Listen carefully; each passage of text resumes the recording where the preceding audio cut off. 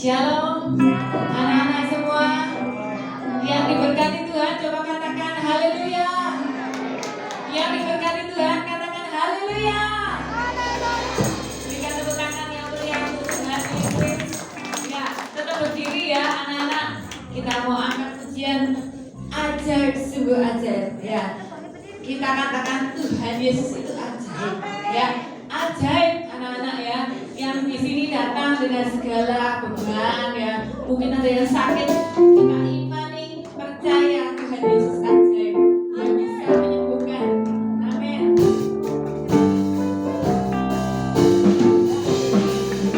Ajaib, sungguh ajaib, kuasanya bagiku. Ajaib, sungguh ajaib, ajaib, sungguh ajaib, kasih Yesus bagiku. Betapa hebatku menyaksikan perbuatannya yang ajaib setiap hari. Setiap hariku menikmati berkat yang melimpah sepanjang hidupku. Merasakan kebaikan, kasih setianya adalah Tuhan Yesusku. Ajaib selamanya. Haleluya, puji ajaib, sungguh ajaib, kuasanya bagiku. Ajaib, sungguh ajaib, anugerahnya dalam hidupku. Ajaib,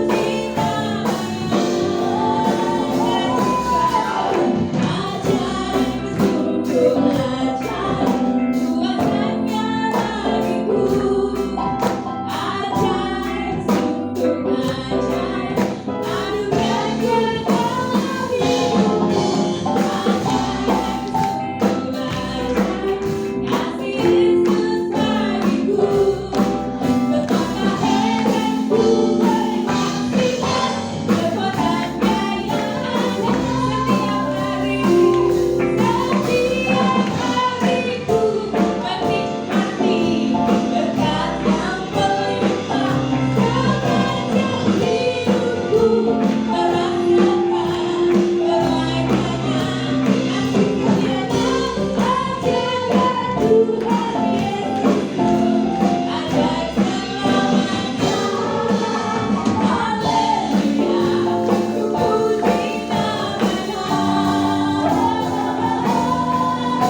Ajaib, sungguh ajaib, kuasanya bagiku, bagi kamu juga. Sungguh ajaib, anugerahnya dalam hidupku.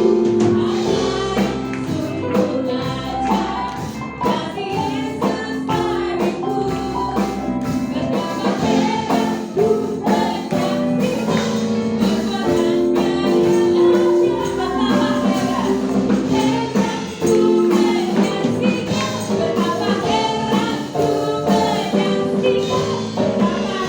menyaksikan, betapa hebatku menyaksikan perbuatannya yang ajaib. Haleluya, haleluya. Silakan duduk. Bapak Ibu, anak-anak semua boleh duduk. Ya, diberikan kesempatan buat yang mau memuji Tuhan atau bersaksi buat Tuhan. Ya, silakan. Ya, ada Mak Tina. Ya. Oh, ini siapa? Oh, kasih dulu. Oke. Sebentar ya, Mak. Setelah ini ya, Mak.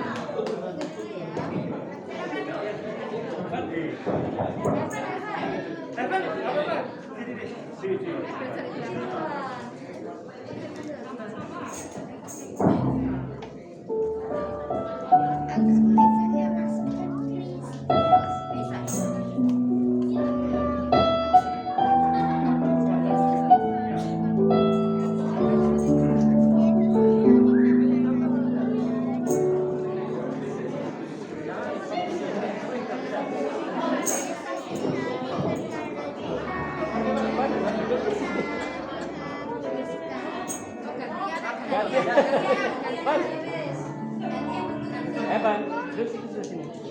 Pelan-pelan. Ya usah, Pas. ini tampilan kelas.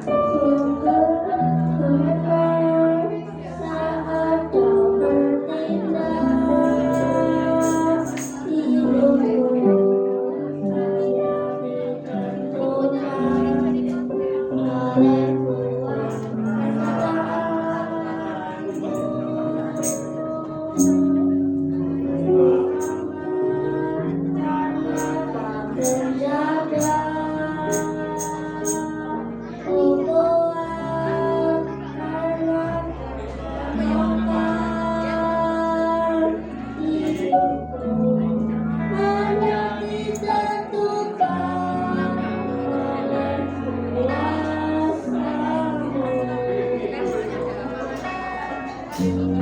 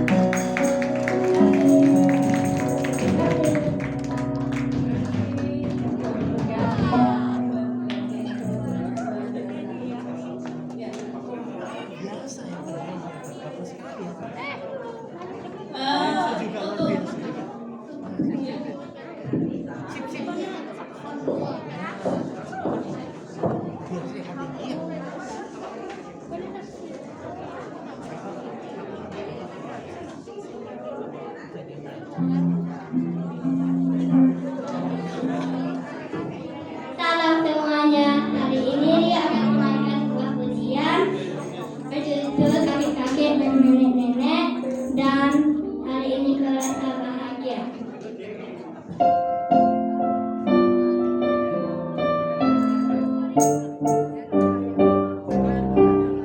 Kakek-kakek, nenek-nenek, tante, om-om,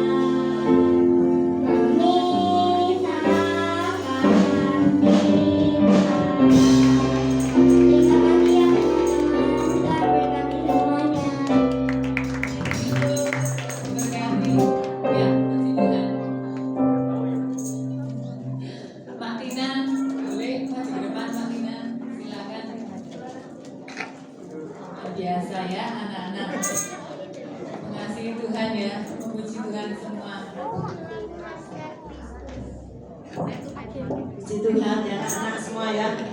Memang seperti tadi ya yang sudah dinyanyikan oleh Tante Mary sama Tante Vivi ya, Tuhan itu ajaib.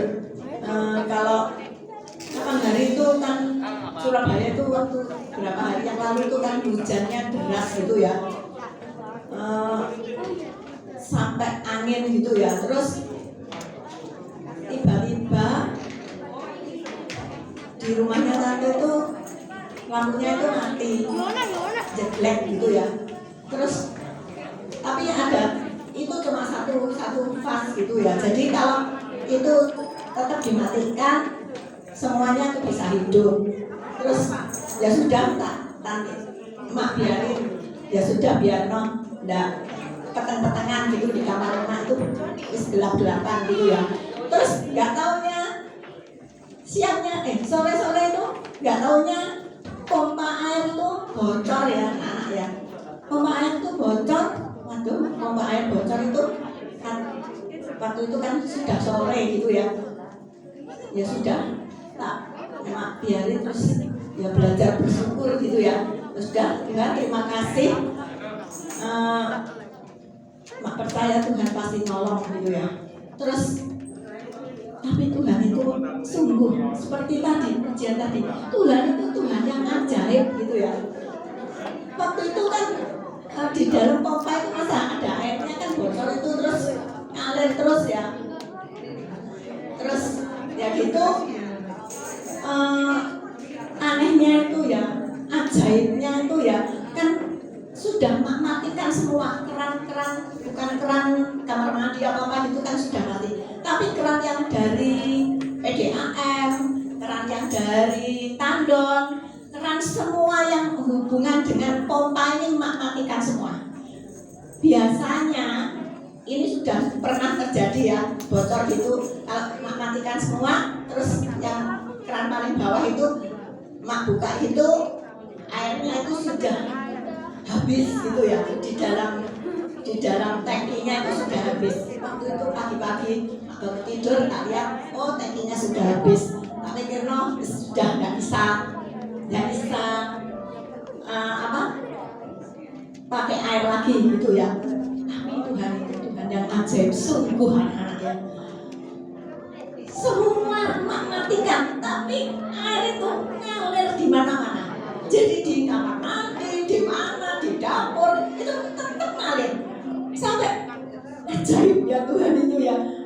Waktu itu emak tuh sudah rencanakan gini. Waktu itu kan besoknya hari Jumat gitu, udah tak WA lalu temennya mak, besok ke saya aku nggak kedoa pasal wes tak bilang gitu. Tapi kan emak mau nyari tukang, mau matrikno itu ya, terus nyari tukang gitu ya.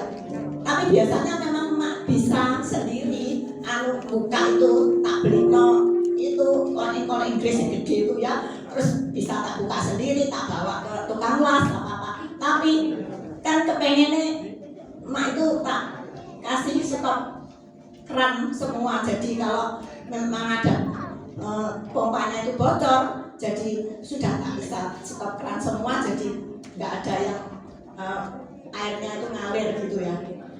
Sungguhan anak-anak Tuhan itu sungguh ajaib ya. Terus habis itu tuh ya sudah, terus besoknya tuh tapi tetap air itu bisa mengalir, jadi bisa aktivitas semua. Mak buat cuci sembarang tetap jalan airnya itu ajaib ya anak-anak. Soalnya tuh air itu nggak tahu dari mana, soalnya apa, semua sudah matikan semua yang berhubungan dengan tandon, dengan semua tuh tandon bawah, tandon atas tuh tak mati semua, tak stop semua. Tapi Tuhan itu Tuhan yang ajaib, sungguh ajaib. Soalnya mak sudah merasakan betul ajaib, air itu tetap mengalir sampai mak putuskan kalau gitu sudah aku Jumat tetap berangkat ke doa puasa. Setelah itu tak urus semua, selesai kan masih ada satu PR, yaitu lampu di kamarnya mak itu kan mati gitu ya, mati. Mak nggak ngerti kalau AC-nya itu tetap bisa hidup gitu, nggak ngerti, harus. Tapi kan waktu itu kan masih hujan-hujan jadi nggak panas gitu ya. Jadi macet bisa tidur tapi ya gelap-gelapan nggak bisa menyalakan lampu itu nggak bisa. Terus waktu kemarin panggilkan tukang listrik itu dicariin ini mana gandengannya yang konslet itu mana gitu ya. Tapi tukangnya itu kan maunya enak aja gitu ya. Jadi wes ini aja digantung sini dikasih kabel sing apa mau didedel terus main cuma Tuhan aku ini tolongin Tuhan aku nggak mau dedel-dedel nanti repot kabeh didedel-dedel temboknya diapakno terus aduh nggak enak semua gitu ya. Tuhan tolongin kita hanya bisa berseru sama Tuhan ya anak-anak. Kalau ada masalah itu cuma satu yang bisa nolong Tuhan yang bisa nolong anak-anak ya. Terus tiba-tiba itu tukangnya saya bilang gini, ya wes mau nih tak cari no tak dilihat satu-satu tak ya wes ya ono Pak satu-satu. Ternyata lo dilihatin satu-satu itu cuma ada yang bendelannya itu 3 jika satu itu dilepas satu terus yang satu pokoknya dicoba-coba gitu akhirnya itu bisa semua kayak gitu loh. Tuhan itu Tuhan yang ajaib ya anak-anak. Kalau ada apa-apa itu berseru sama Tuhan. Tuhan itu Tuhan yang ajaib. Kalau emak ini sudah melihat loh kemuliaan Tuhan ya, air itu sudah sungguh kemuliaan Tuhan. Seperti waktu bangsa Israel keluar dari tanah Mesir kan tidak ada air ya, itu kan Musa cuma kumpul gunung batu itu loh pasir gunung yang ada batunya dikumpul satu keluar airnya. Ini loh sudah tak sebab semua tak matiin semua tapi tetap bisa keluar airnya. Itu Tuhan yang ajaib anak-anak. Puji Tuhan. Ya, luar biasa. Tuhan sungguh ajaib ya dialami Marina, kita juga mau mengalaminya. Ya. Amin. Sekarang persembahan dari kelas Matius, silakan kelas Matius. Silakan maju ke depan.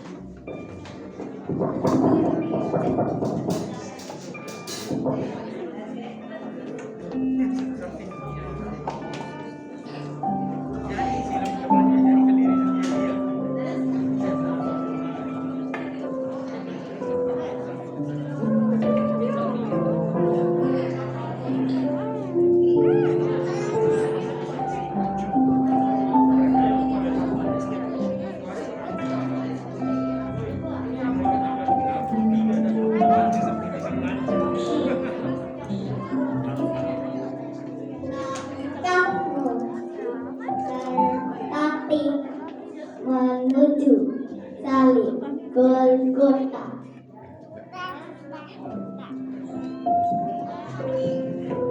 Dengan badan penuh luka dan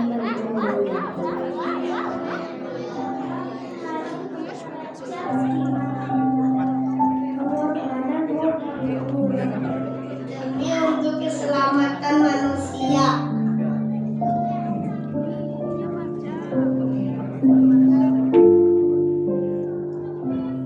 Roti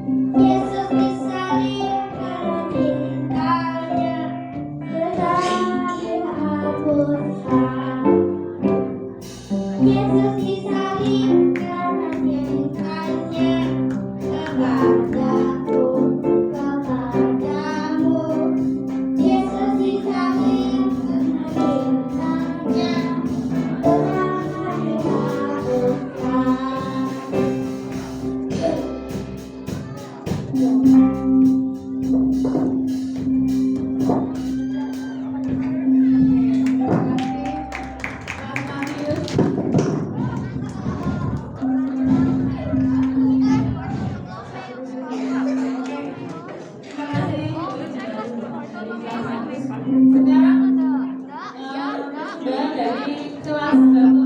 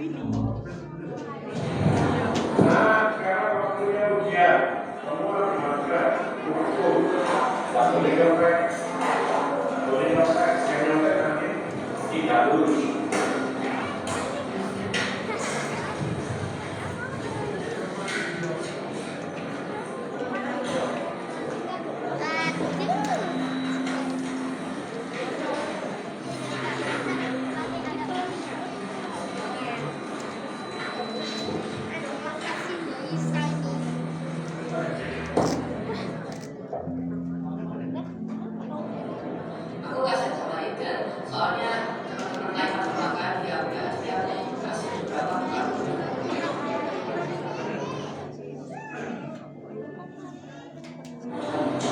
Kan nanti aku cuma sama kan.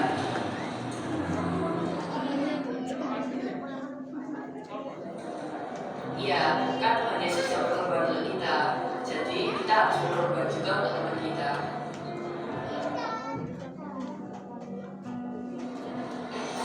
Karena di Alkitab tertuliskan bahwa kita harus mengasihi dan menolong satu sama lain.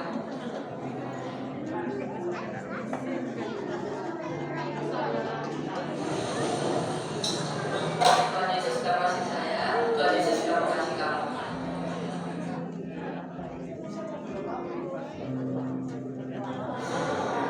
Tuhan Yesus sudah mengasihi saya, maka saya hidup untuk Tuhan. Puji Tuhan, berikan kemuliaan untuk Tuhan. Terima kasih. Ya. Om, lampunya Om. Oke, kita mau persembahan sudah nggak ada ya? Ya. Oke, persembahan yang kolekte bisa dijalankan sambil kita mau nyanyi Yesus disalibkan karena cintanya.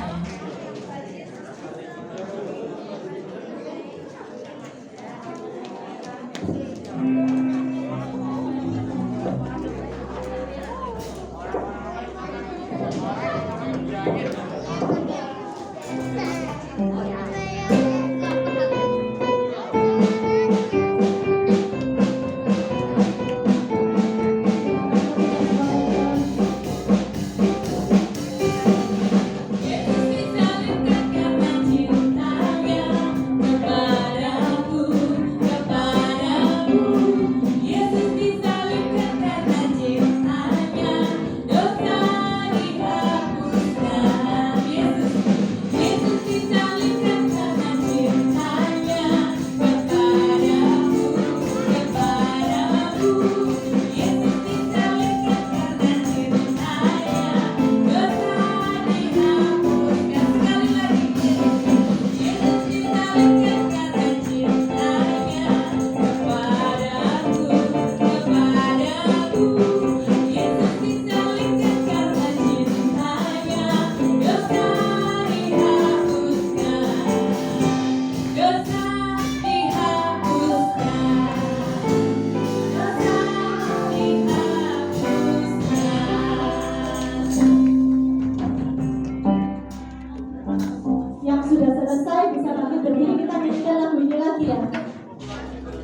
Siapa? Ada yang belum memberikan persembahan? Oh, banyak ini. Tolong petugas persembahannya yang bagian sini belum memberikan persembahan semua. Ya, yang sudah memberi persembahan bisa lagi berdiri ya.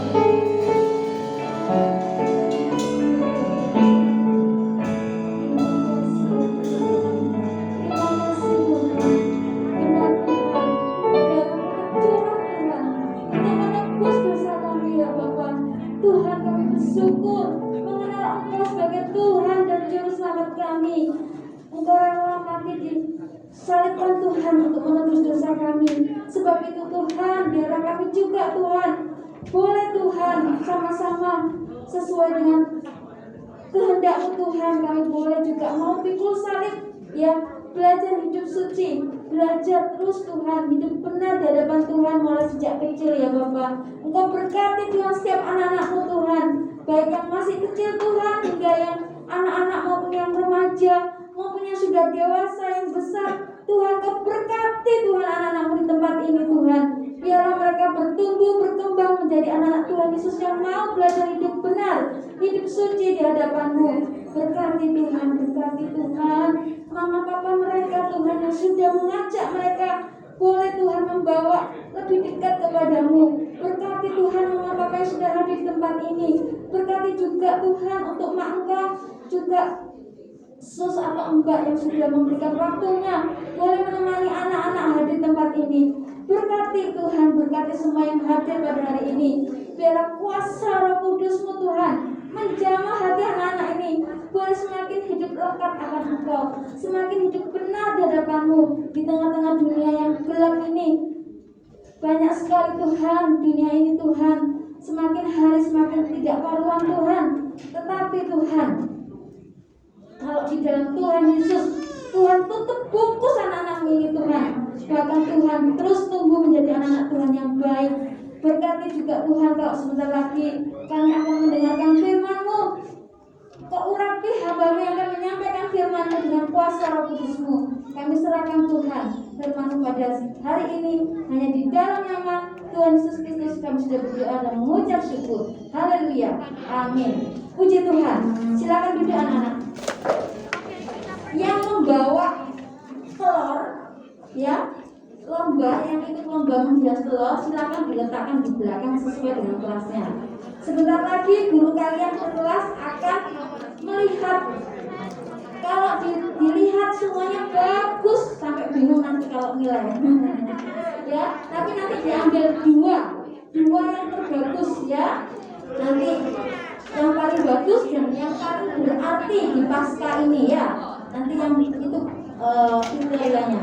Oke, silakan yang membawa telurnya, ya, lomba menghias telur boleh ditaruh di belakang. Oke, sekarang kita akan mendengarkan firman Tuhan bersama Imam Dami. Tuhan Yesus memberkati. Terima kasih. Shalom anak-anak. Shalom anak-anak. Shalom. Hari ini Om mau cerita ke kalian tentang Paskah. Ada yang tahu nggak anak-anak Paskah itu apa? Ada yang tahu nggak? Kematian Yesus. Ya, kematian Tuhan Yesus ya. Untuk itu hari ini Om mau cerita di perjanjian lama dulu. Jadi Paskah itu mulai adanya kapan ya anak-anak ya? Kita lihat ya. Tolong di next slide.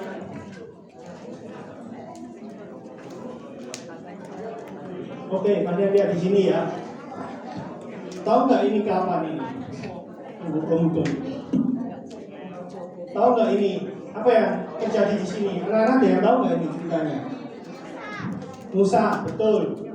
Jadi kalian lihat ya, zamannya Musa itu ya. Ini waktu itu Tuhan Yesus marah sama Raja Firaun ya. Gara-gara Raja Firaun ini suruh melepasin bangsa Israel, tapi mereka tidak mau ya. Sehingga ini adalah tulah terakhir ya, tulah ke-10 ya. Di mana malam ini Allah akan membunuh semua anak sulung dari binatang maupun dari manusia ya. Tapi untuk umat Israel, Tuhan bilang apa? Mereka disuruh sembelih domba jantan, dan darahnya suruh mereka taruh di mana ini? Pintu. Kenapa kok disuruh taruh di pintu? Ayo, ada yang tahu nggak? Supaya anaknya tidak mati. Betul, karena ini melambangkan apa? Darah Yesus anak-anak. Ini melambangkan darah Yesus ya. Jadi apa? Orang-orang yang ada darahnya di pintu, artinya siapa? Miliknya Tuhan. Jadi saat bencana itu terjadi anak-anak, orang-orang ini semua diselamatkan anak-anak. Mereka semua tidak sampai terjadi kematian anak-anak. Nah, terjadinya kapan? Di waktu senja ini ya. Waktu senja ini sama Tuhan apa? dombanya disuruh sama Musa, domba jantannya suruh sembelihnya pas waktu gelap ya. Sehingga ini persis sekali sama domba itu melambangkan sama Tuhan Yesus. Dan Tuhan Yesus pun waktu matinya juga di waktu senja, anak-anak. Oke? Jadi kalian tahu ya, sebenarnya Paskah itu sudah Tuhan Yesus gambarkan di perjanjian lamanya, anak-anak.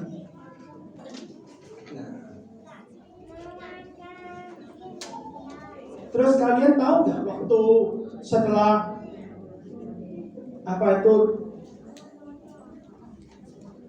anak-anak Firaun ini semua, anak sulungnya meninggal semua, orang Mesir pada marah semua, betul nggak anak-anak?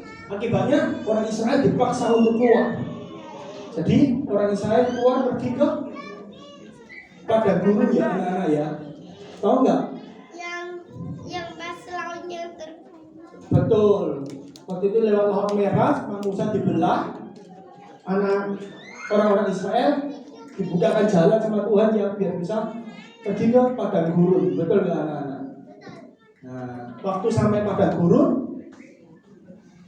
orang-orang Mesir, orang-orang Israel berterima kasih nggak sama Tuhan waktu diselamatkan? Atau mereka masih mengeluh, berkeluh kesah anak-anak? Orang-orang Mesir, orang-orang Israel semua marah-marah, merasa kok lebih enak di Mesir, bukan lebih enak di bareng Tuhan. Akibatnya apa, anak-anak? Bangsa Israel harus memutari padang pasir selama berapa tahun? 40 tahun. Padahal kalau orang Israel ini taat sama Tuhan, sebenarnya kalau mereka mau masuk tanah perjanjian, itu tidak perlu harus memutar 40 tahun. Tapi karena mereka tidak mau taat sama Tuhan, sehingga mereka harus memutar 40 tahun. Apa itu hubungannya sama Paskah hari ini? Seringkali kita sudah mengenal firman Tuhan, anak-anak. Kita sudah tahu firman, tapi kita memilih tidak mau tahu. Kita memilih malas-malas baca. Akibatnya apa? Kita tidak taat seperti orang Israel. Jadi kita itu berputar terus. Padahal kalau kita mau taat sama Tuhan, kita mau dengarkan firman Tuhan, anak-anak, kita untuk menuju tanah perjanjian itu cepat sekali, anak-anak. Jadi tanah perjanjian itu artinya apa, anak-anak? Tanah perjanjian itu artinya apa? Kamu tahu siapa dirimu, kamu tahu apa tujuan Tuhan untuk kalian ya, sehingga kalian bisa menempuh jalan yang Tuhan sediakan buat kalian. Oke, itu cuma introduction aja untuk ini ya, Paskah. Kita lihat next slide tolong.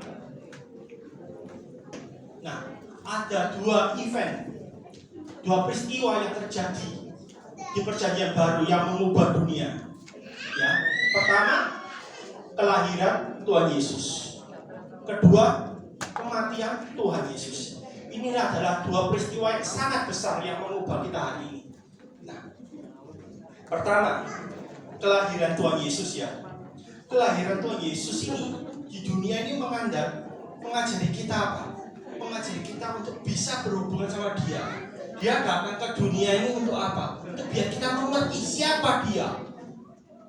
Biar kita mengerti gimana karakternya Tuhan itu, apa kehendak Tuhan dalam hidup kita. Dan Dia juga mengajari kita ya, jalan terang ya. Kita harus tahu Dia itu adalah Allah, Tuhan yang turun ke dunia untuk menjadi 100% manusia. Biar apa? Biar kita bisa berhubungan sama Dia. Biar kita bisa mengenal pribadinya Tuhan Yesus. Dan biar Dia bisa mengajari kita tentang jalan kita terangnya. Itu adalah pertama. Kedua, kematian Tuhan Yesus. Kematian Tuhan Yesus itu menunjukkan apa? Menunjukkan Dia mati di kayu salib untuk menebus dosa kita ya. Biar kita bisa menjadi miliknya. Biar kita tidak jalan di jalan yang salah. Biar kita mendapat kuasa yaitu dari Roh Kudus ya. Nah, kita akan lihat satu persatu ya, anak-anak ya. Apa? Kita akan lihat satu persatu ya. Oke. Next tolong. Nah, kita lihat ini kelahiran Tuhan Yesus ya. Dia datang ke dunia untuk apa? Kita akan lihat di sini. Dia menyembuhkan orang yang matanya buta. Dia menyembuhkan juga ada orang ini yang lagi sakit ya. Karena waktu itu Tuhan Yesus menyembuhkan banyak orang. Orang ini nggak bisa lewat karena dia lumpuh. Jadi mau nggak mau dari genteng ini diturunkan ya. Jadi Tuhan Yesus lihat apa? Ini menunjukkan apa? Di saat Tuhan Yesus lihat mereka berusaha, Tuhan Yesus apa? Berbelas kasihan ya sama dia ini, orang lumpuh ini disembuhkan, orang buta disembuhkan. Kamu kalau lihat dari sini, orang-orang yang disembuhkan Tuhan Yesus ini, apa semua orang-orang kaya? Tidak ya. Tapi mereka ini mungkin orang yang miskin, orang yang tidak mampu ya. Kita lihat dari sini ya, Tuhan itu tidak membeda-bedakan status. Tuhan melihat kalau ada yang sakit, dia mengeluarkan namanya belas kasihan anak-anak. Sehingga apa? Semua bisa sembuh. Sekarang Om mau tanya lagi. Menurut kalian nih, kalian juga bisa seperti Tuhan Yesus nggak menyembuhkan orang? Hah? Bisa, anak-anak. Om kasih kalian cerita ya satu tentang Cece Kesia. Nah, kalian sudah tahu Cece Kesia kan? Nah, Om ceritain tentang Cece Kesia. Ada sekali Om ini pergi ke sekolah. Pas Om di sekolah, ada gurunya itu bilang sama Om gini, Pak, saya mau bicara.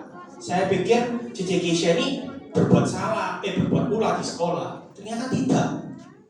Waktu itu Om masih ingat, Cece Kesia itu masih umur 3 tahun. Dia bilang gini gurunya, Pak, saya mau cerita. Waktu itu kaki saya ini sakit, Pak. Saya sudah ke beberapa dokter, tapi gak ada satupun dokter yang menyembuhkan. Sampai saya bingung, sampai saya pergi pijat pun gak sembuh. Anak Bapak Kesia mendadak doain Pak kaki saya, dan kaki saya langsung sembuh. Nah, kita melihat ya, padahal Kesia umur 3 tahun. 3 tahun, kelas 3. Mungkin perkalian juga masih baru-baru. Apalagi mana tahu tentang kedokteran, tambah nggak mungkin. Tapi apa? Waktu itu Kesia percaya kalau dia punya Bapa di surga yang bisa menyembuhkan, sehingga dia sembuh. Sama anak-anak, kalian pun juga punya Bapa yang di surga. Kalian juga punya kuasa untuk menyembuhkan, sama seperti Tuhan Yesus. Makanya Tuhan Yesus ini datang ke dunia untuk apa? Untuk kalian melihat yang dia lakukan pun kita sebagai anak-anak pun bisa melakukan. Itu tujuan Tuhan. Berikutnya. Nah, ini anak-anak kita lihat ya, Tuhan Yesus dibaptis ya.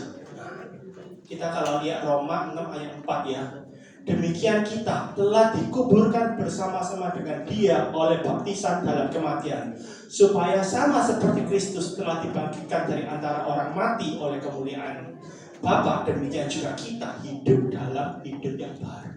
Jadi anak-anak kalian yang belum dibaptis, kalau sudah percaya Tuhan Yesus, berusahalah untuk dibaptis ya, biar kalian bisa menerima Roh Kudus seperti Tuhan Yesus. Biar kalian dibimbing dalam jalan kalian. Ini Tuhan Yesus ya, dia dibaptis oleh siapa ini? Yohanes. Om Yohanes. Ya. Tapi oleh Yohanes di mana? Di Sungai Yordan ya. Dan di saat dia dibaptis apa yang terjadi? Roh Kudus turun. Dan ada suara Allah Bapa berfirman apa? Inilah anakku yang kukasihi, kepadanya lah aku berkenan. Jadi Tuhan itu senang sekali kalau kita itu dibaptis ya. Biar kita semua bisa apa? Bisa mengenal dirinya. Biar kita tidak hidup lagi di kehidupan yang lama, tapi kita hidup di kehidupan yang baru. Terus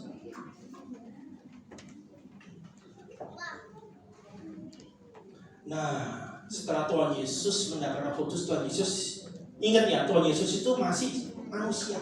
Jadi dia juga bisa apa? Digoda. Ini Tuhan Yesus digoda sama iblis ya. Dia dibawa kemana? Oh, itu pas Tuhan Yesus kelaparan. Oh, ini bukan Tuhan Yesus kelaparan. Ini Tuhan Yesus naik ke kota suci ya, sampai tinggi ya. Terus iblis ini bilang apa ke Tuhan Yesus?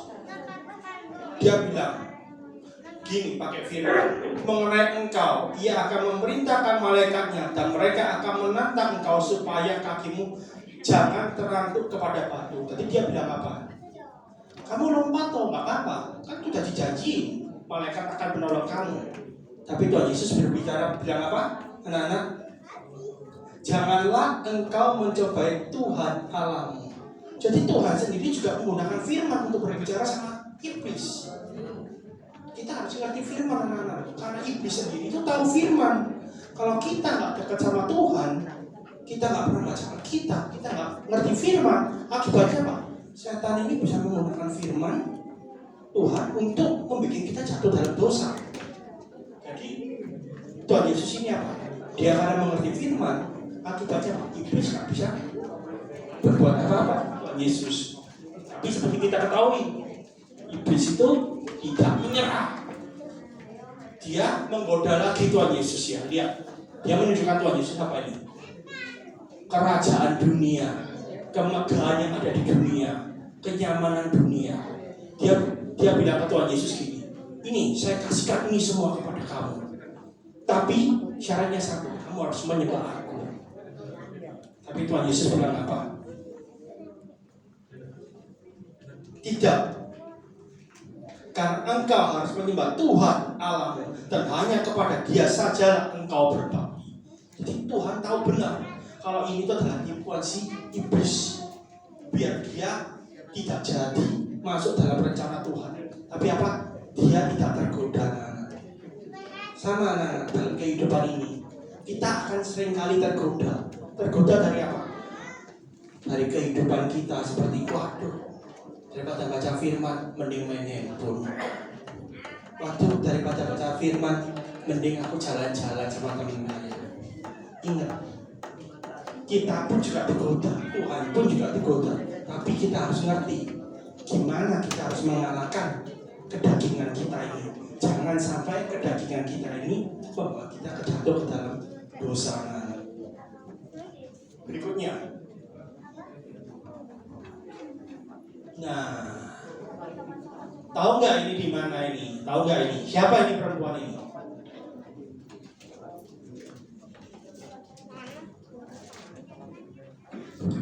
Kita lihat ya perempuan ini ya.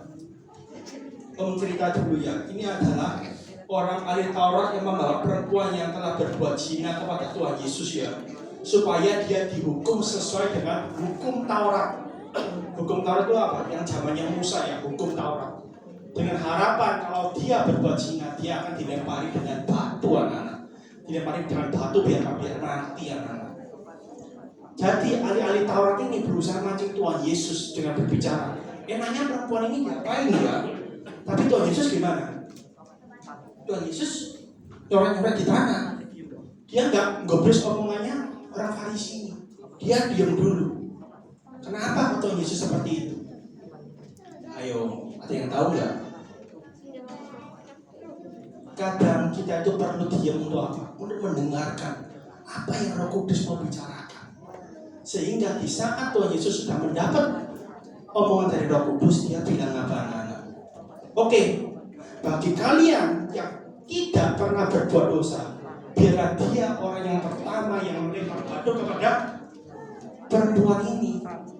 Akibatnya apa? Anak-anak, orang-orang ini yang jahat-jahat ini yang berusaha melempar ini jadi malu anak-anak. Malu. Waduh, aku juga berdosa, masa aku ngelempari? Nah, seringkali dalam kehidupan anak-anak, orang itu suka menghakimi orang, tapi tidak pernah mencerminkan kalau dirinya sendiri itu belum suci, dirinya itu sendiri belum benar anak-anak. Dan ini Tuhan Yesus menunjukkan. Dan di saat orang-orang mari Tuhan Yesus seperti itu, kepala Farisi, kepala agama satu persatu mulai meninggalkan tempat itu. Mereka mungkin merasa malu, ya, sehingga terakhir tidak ada satu orang pun. Terus Tuhan Yesus bilang apa sama perempuan ini? Membaca ini ya.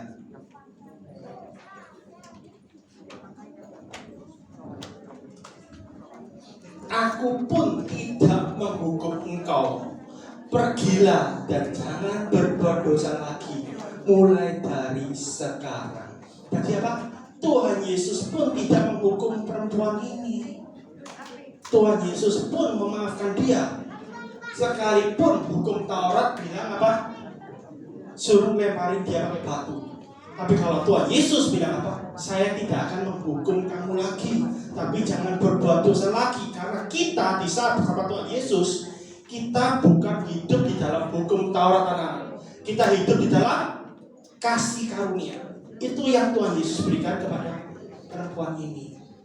Ya, begitu pula kalau kalian tahu cerita tentang ini, perempuan Samaria yang dia punya suami ganti-ganti sampai akhir 6 ya. Setelah dia mendengarkan firman dari Tuhan Yesus, dia pun bertobat dan dia minta Tuhan Yesus untuk tinggal di tempatnya biar dia belajar lebih banyak.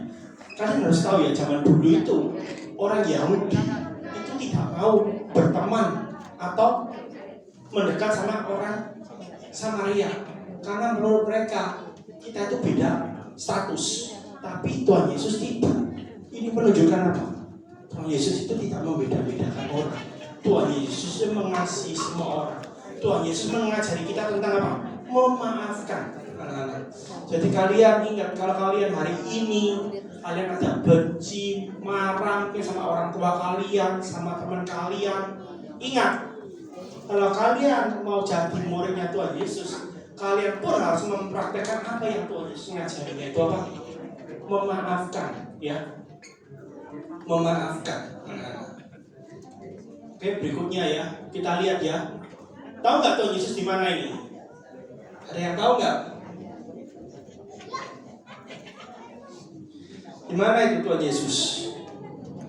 Tuhan Yesus ini lagi ada di Taman Getsemani, ya.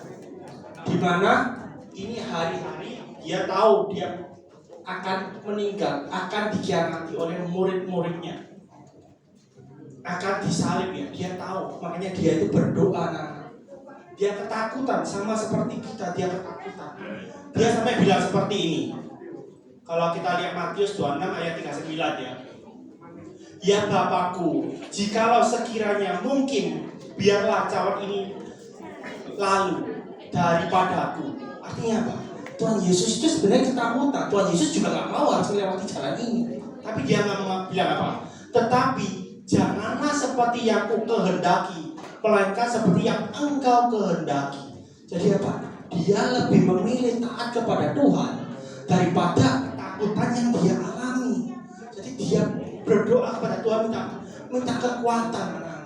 Dia juga takut. Kalian bisa bayangin enggak? Kalau kalian tahu besok kalian akan disalib, besok kalian akan mati, rasanya gimana? Nangis, gemeter. Tuhan Yesus ya seperti itu anak-anak.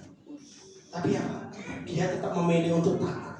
Dia tahu kalau Tuhan itu Allah Bapa punya rencana yang indah buat dirinya, buat umat manusia. Sehingga apa? Sehingga dia menjalani sekalipun itu menyakitkan untuk dirinya. Dia lebih memilih taat daripada memberontak anak-anak. Nah, Tuhan saking takutnya sampai berdoa berapa kali? 1, 2, sampai 3 kali. Ya, anak-anak ya. Dan setelah dia berdoa, lama kemudian apa?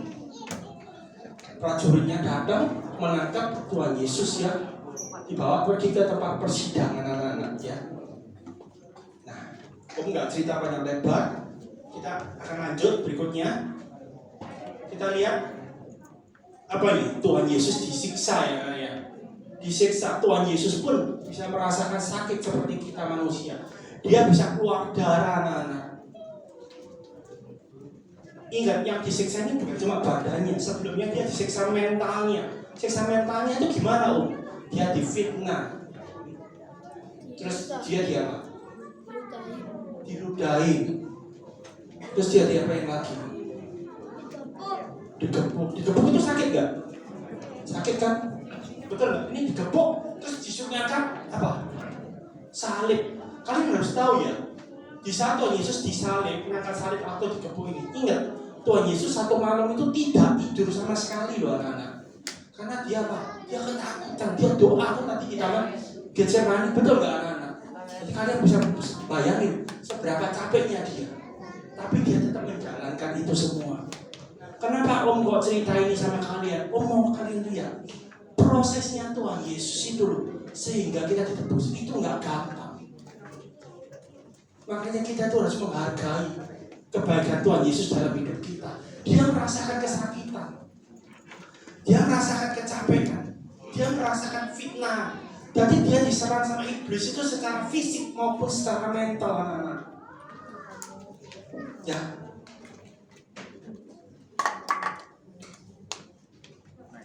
Cuma demi apa?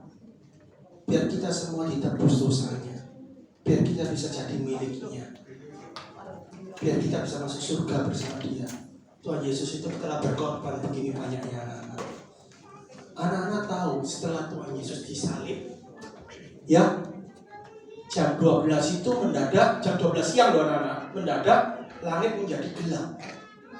Tahu apa yang terjadi waktu gelap itu? Ada yang tahu nggak? Gempa. Bukan, gempanya nanti, gelapnya selama 3 jam. Mau lihat nggak apa yang terjadi? Kita lihat ya apa yang terjadi ya. Mari kita lihat.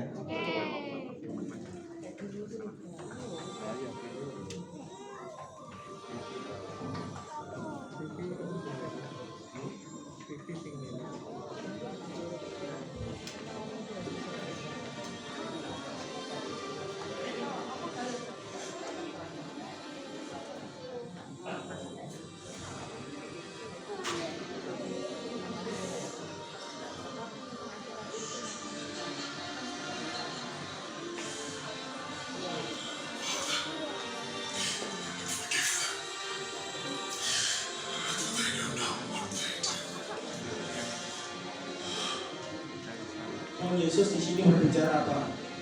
Maafkan mereka, mereka tidak tahu apa yang mereka perbuat. Sekalipun Tuhan badannya sakit, sekalipun Tuhan itu keluar darah, dia tidak membenci umat manusia, yang meminta maaf untuk kita semua. Ini yang terjadi di alam roh, anak-anak bisa melihat apa yang diterima Tuhan Yesus selama 3 jam itu, anak-anak. Lihat ini.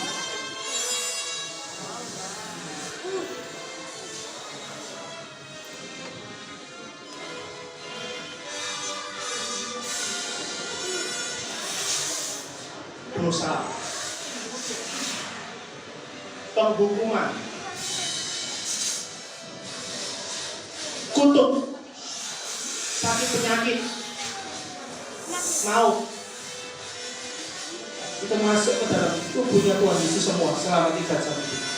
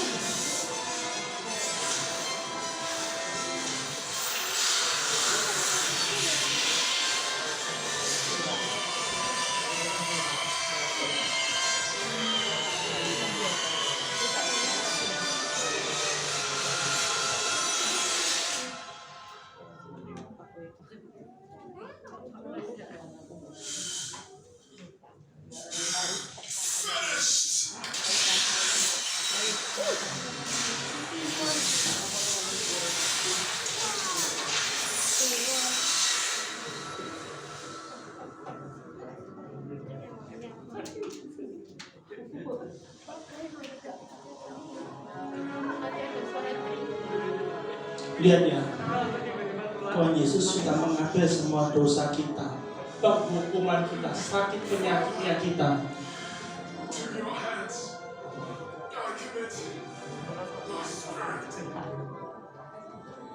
Untuk kita, nah, kalian harus melihat pengorbanan Tuhan Yesus, seberapa sayangnya Dia sama kita, nah.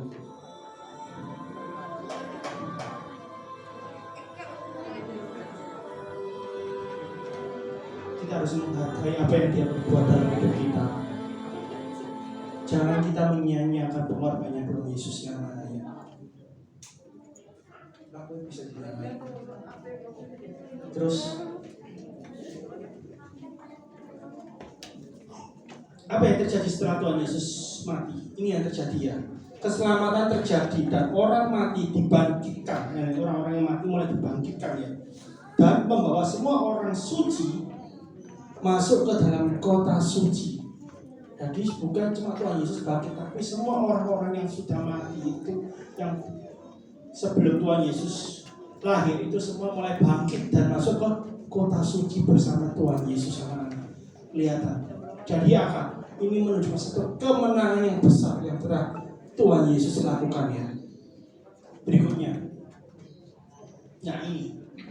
Paskah bukan sekadar agama, tapi adalah babak baru dalam kehidupan kita. Om baca ya, Yohanes 10 ayat 10.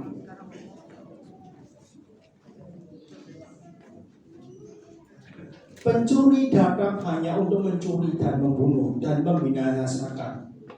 Aku datang supaya mereka mempunyai hidup dan mempunyainya dalam segala kelimpahan.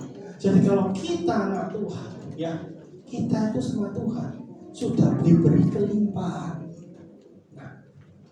Kita lihat ya, Yohanes 1 ayat 12. Tetapi semua orang yang menerimanya diberinya kuasa supaya menjadi anak-anak Allah, yaitu mereka yang percaya dalam namanya. Jadi kita sama Tuhan diberi kuasa. Tahu nggak kita punya kuasa? Tuhan mengirim apa? Setelah Tuhan Yesus mati, Tuhan Yesus mengirim apa kepada kita? Ada yang tahu nggak? Tuhan Yesus memberi kita siapa?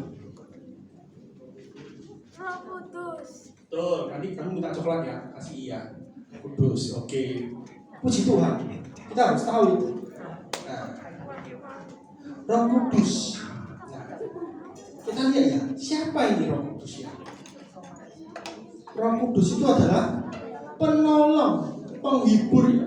Kalau kita mengerti, Roh Kudus itu dalam bahasa Yunani itu adalah parakletos.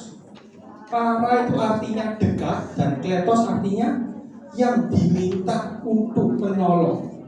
Nah, kalau kita lihat juga ya, Kisah Para Rasul 1 ayat 8 ya, aku bacain aja dari sini. Kisah Para Rasul 1 ayat 8. Tetapi kamu akan menerima kuasa kalau Roh Kudus turun ke atas kamu, dan kamu akan menjadi saksiku di Yerusalem dan di Yudea dan Samaria sampai ke ujung bumi. Jadi kamu bisa bayangin seberapa besar kuasanya kalian yang kalian punya kalau kalian bersama Roh Kudus. Oke, kita lihat ya, kuasa-kuasa apa yang Tuhan telah berikan kepada kita kalau kita sudah jadi anak Tuhan.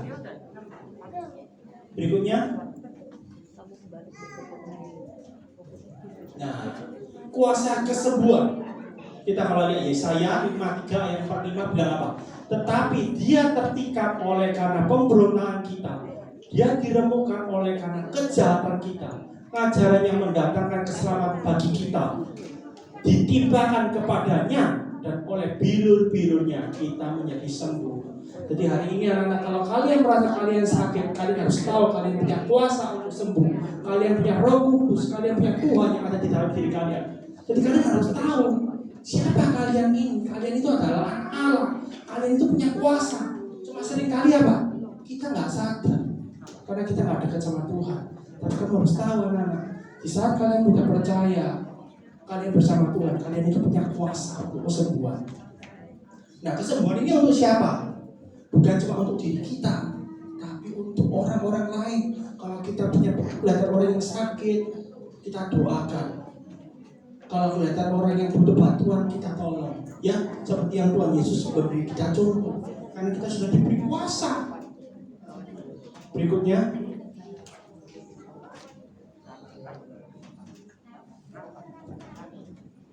nah, apa ini? Kuasa untuk mengalahkan roh jahat dan demon. Sesungguhnya aku telah memberi kuasa kepada kamu untuk menginjak ular dan kalajengking, dan kuasa untuk menahan kekuatan musuh sehingga tidak ada yang akan membahayakan kamu. Nah, artinya apa anak-anak? Kalau kamu merasa hari ini ada yang berbuat jahat sama kamu atau yang menyakiti kamu, berdoa sama Tuhan, minta pertolongan Tuhan. Kalian itu diberi kuasa. Bukan secara fisik, kalian bisa juga. Iya. Ini yang om punya anak bilang gini, Pak, saya tahu saya ini nakal, tapi saya tidak tahu gimana biar saya nggak nakal. Ingat ayat ini. Ingat ayat ini. Kita mempunyai kuasa untuk mengalahkan apa yang mengontrol tubuh kita sehingga kita terikat anak-anak. Nah, seringkali apa?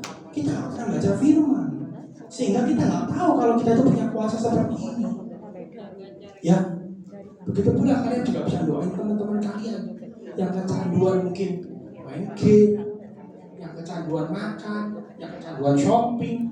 Ya, pokoknya segala sesuatu yang membuat kamu waktunya lebih banyak ke sana daripada kepada Tuhan. Kalian bisa doain. Kalian bisa percaya kalian punya kuasa. Ya anak-anak ya.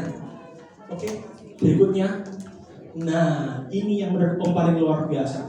Kuasa atas dosa.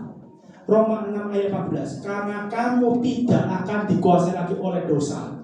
Karena kamu tidak berada di bawah hukum Taurat, tetapi di bawah kasih karunia. Anak-anak, ini seperti yang tadi Om cerita tentang perempuan yang berzina itu, karena dia bersama Tuhan Yesus, dia masuk di dalam hukum kasih karunia. Jadi hari ini anak-anak, kalau kalian berbuat dosa, kalian ngomong, aduh Om, aku ini sering berbohong terus Om, sampai aku sendiri malu Om. Tapi kamu harus ingat, kalau kamu tahu kamu salah dan kamu tahu kamu bertobat dan kamu bisa minta maaf, ingat, hukum kasih karunia ini terjadi atas dirimu. Jadi kamu tidak perlu khawatir, Tuhan Yesus akan memaafkan kamu. Tapi jangan seperti orang-orang yang jahat. Mereka berpikir, oh Tuhan Yesus sudah menebus dosa kita, buat apa kita pikirin lagi, terus berbuat dosa aja, nggak apa-apa sebanyak-banyaknya. Toh Tuhan Yesus sudah menebus dosa kita. Toh kita juga udah hidup di bawah kasih karunia. Hati-hati anak-anak, orang yang seperti ini akan binasa, karena dia tidak mengerti kegunaan kasih karunia yang Tuhan berikan. Tapi mereka memanfaatkan untuk berbuat hal-hal yang jahat. Tapi kita anak Allah, kita harus mengerti kasih karunia yang diberikan kepada Tuhan ini biar apa? Biar kita kembali kepada jalurnya, biar kita tidak dituduh oleh setan sehingga kita jatuh dan binasa. Ya, jadi kalian harus tahu ya, kalau hari-hari ini kalian masih ada dosa, berdoalah, minta maaflah, karena Tuhan mengasihi kalian. Karena kalian semua dalam hukum kasih karunia, bukan lagi dalam hukum Taurat ya, anak-anak ya. Berikutnya, kuasa atas kemiskinan. Nah ini, karena kamu telah mengenal kasih karunia Tuhan kita Yesus Kristus, bahwa Ia oleh karena kamu menjadi miskin, sekalipun Ia kaya, supaya kamu menjadi kaya oleh karena kemiskinannya. Jadi kalian harus tahu, kalau kalian hari ini merasa diri kalian miskin, kalau merasa kalian tidak punya apa-apa, tidak bisa gini, tidak bisa gitu, renungkan firman ini, berdoalah dan percayalah, karena kalian punya kuasa atas kemiskinan ini. Kalian pun bakal diberkati oleh Tuhan. Karena kalau kita ya anak Tuhan gak ngerti firman, gak pernah merenungkan firman, kita akan dibodohi oleh setan. Otak kita akan dibodohi seolah-olah kita tidak punya, kita bukan anak Allah. Kita lihat yang berikutnya. Nah ini ingat gak, ini tadi pagi Om Yusuf tunjukin Om ini, dia orang yang tidak mengenal Tuhan, akibatnya apa? Khawatir, akibatnya binasa. Kenapa? Dia nggak sadar dia punya Allah Bapa di surga. Dia nggak tahu Allah Bapa itu bisa menolong dia. Sehingga apa? Otaknya dia itu kepikiran, mikirin terus. Akibatnya apa? Jatuh. Kenapa? Kamu punya Tuhan, tapi kamu nggak sadar kamu punya Tuhan. Karena jarang baca firman, jarang berdoa, semua dipikul sendiri. Akibatnya jatuh dan binasa. Tapi kalau kalian ngerti firman seperti Om Yusuf bilang, baca Matius 6 ayat 34. Tuhan bilang apa itu? Om bacain ya. Matius 6 ayat 34. Sebab itu janganlah kamu khawatir akan hari esok, Sebab karena hari esok mempunyai kesusahan sendiri. Kesusahan sehari cukuplah sehari. Tapi manusia ya gitu. Kalau Isa mikir sampai besok-besok gak ngerti harus gimana. Tapi Tuhan Yesus berpikir apa? Kamu jangan mikirkan besok, karena ada aku. Kalau kamu percaya sama aku, hari-hari esokmu akan lebih indah. Tapi banyak orang apa? Terlalu mengandalkan diri sendiri, sehingga hari esoknya bukan tambah indah, tambah binasa. Ya anak-anak ya, perhatikan ya, kalian itu semua ada Tuhan Yesus dalam diri kalian. Gunakan Tuhan Yesus. Pakailah senjata yang Tuhan Yesus beri kamu. Pakailah kuasa apa yang Tuhan Yesus kasihkan ke kamu, biar kamu bisa apa? Bisa lebih kuat. Biar kamu bisa hidup sesuai dengan apa rencana Tuhan dalam hidupmu. Oke, berikutnya. Nah, apa di Paskah? Paskah itu adalah keselamatan yang Tuhan berikan kepada kita. Tuhan menebus dosa kita supaya kita bisa bebas dari dosa, supaya kita bisa kembali menjadi miliknya, supaya kita mengenal Tuhan Yesus lebih dalam lagi. Dan Tuhan Yesus memberi kita siapa? Roh Kudus untuk menjadi penghibur, penolong, memberi kita pengertian akan rencana Tuhan dalam hidup kita. Ya. Nah, yang terakhir kesimpulannya, jangan kita menyia-nyiakan pengorbanan Tuhan Yesus dalam hidup kita, melainkan kita harus lebih sungguh-sungguh kepadanya. Nah, bawa teman-teman kalian ya, saudara atau tetangga yang belum mengenal Tuhan Yesus, biar mereka pun mendapat keselamatan seperti kita minggu depan, anak-anak ya. Terus kita pun harus berterima kasih karena kita mengenal Tuhan Yesus dan mendapat jalan yang terang. Dan ayat terakhir ya, Matius 24 ayat 41, kalian ingat ini ya, berjaga-jagalah dan berdoalah supaya apa? Kamu jangan jatuh ke dalam pencobaan. Roh memang menurut, tetapi daging lemah, anak-anak. Kadang ya seperti yang Om bilang, aku nggak mau berbuat gini Om, tapi aku nggak tahan, aku nggak bisa.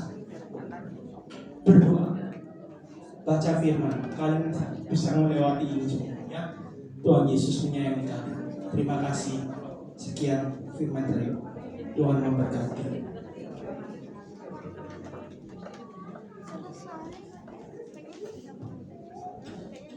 Puji Tuhan ya, luar biasa dengan Tuhan pada pagi hari ini. Kita bersyukur punya Tuhan Yesus yang luar biasa, yang mau berkorban untuk kita semua.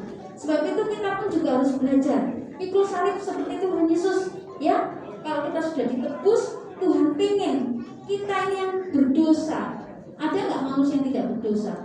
Pasti berdosa semua. Tapi Tuhan rindu hidup benar di hadapan Tuhan. Tuhan rindu semuanya itu diambil Tuhan masuk ke dalam surga. Jangan sampai disiksa di dalam neraka. Ya, sebab itu terjadi peperangan tadi, maut ya. Tuhan Yesus perang. Begitu Tuhan Yesus mati di kayu salib, Tuhan Yesus langsung mengambil kunci kemenangan ya, kerajaan surga. Sehingga kalau manusia itu percaya kepada Tuhan Yesus, ya barang siapa yang percaya kepadaku, dia tidak akan binasa, melainkan beroleh hidup yang kekal. Anak-anak mau percaya kepada Tuhan Yesus? Amin. Anak-anak mau percaya kepada Tuhan Yesus? Puji Tuhan ya. Nah sebab itu kita belajar pikul salib seperti Yesus. Jangan berbuat dosa lagi. Kita punya kuasa ya. Kuasa bisa menghancurkan segala dosa. Tante, aku kok malas. Dalam nama Tuhan Yesus, aku tidak mau malas. Tante, aku kok masih bohong. Dalam nama Tuhan Yesus, aku tidak mau bohong. Jadi kalau sudah dosa mengintip, cepat-cepat dibuang. Dosa iri, dosa sombong, dosa marah, dosa benci, dosa apapun, langsung buang. Jangan mau ditipu sama iblis. Ya, kita mau belajar ikut Yesus, hidup seperti Yesus, ya, hidup benar di hadapan Tuhan. Tante, aku bisa sejak kecil hidup suci, bisa kalau mau. Ya, apalagi yang remaja, ya, itu godaannya besar, ya, diajak teman-temannya di pergaulan yang nggak benar.